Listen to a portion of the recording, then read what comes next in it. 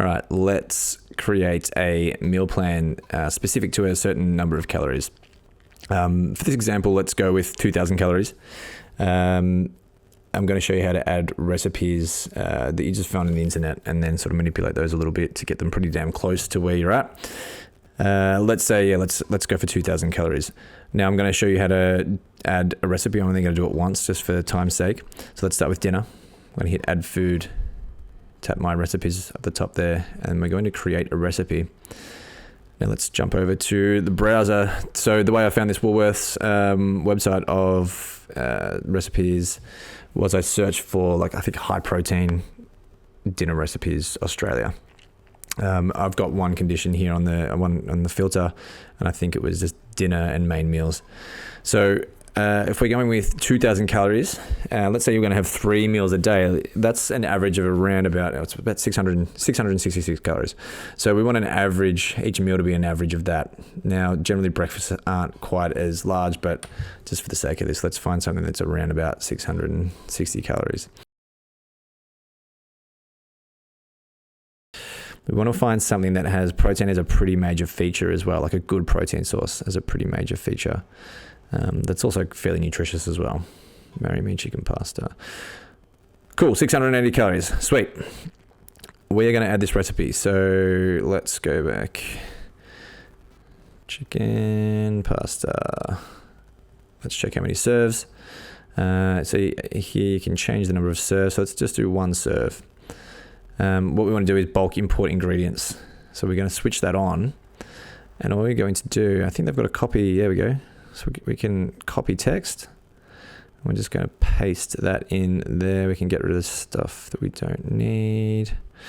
Cool. And then it's going to do its best to match up the ingredients with what we pasted in. You definitely want to check this. So you can see down the bottom there, it's at 894 calories per serve. We know it should only be 680. So it's probably messed a couple of things up.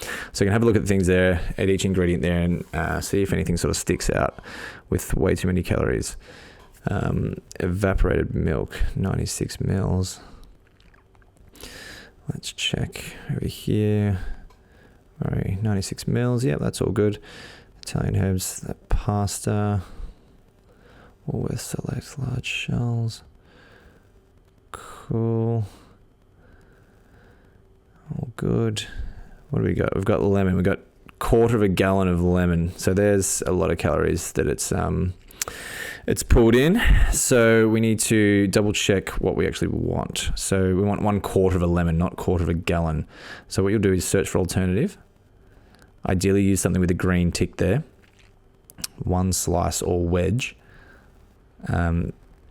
Look, if we go with a slice or wedge, it's going to be pretty okay. With you don't have to be super accurate with veggies because the calories are negligible. So let's change that. That's a total of 2 calories.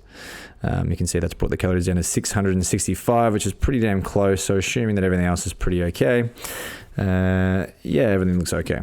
Cool. There's a recipe. What we're going to do is tap next, and we're going to save and log. Okay, so I've gone and added another recipe, that Asian mince ball, as you can see there. That's another one from the Woolworths website. That left us with about 1,300 calories. So it's about 700 left. So I've gone and built a breakfast without too much thought, and I've got it at 772. So now what we can do there is go through and reduce a few things in that breakfast. I've added all these ingredients in individually. So I'm actually able to edit them individually.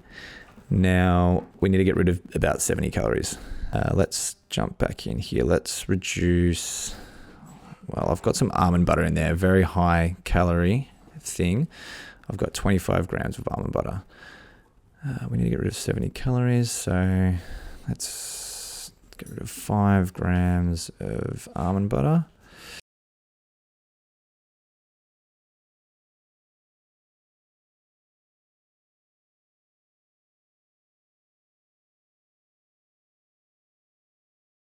And there we go. We've got pretty much 2,000 calories.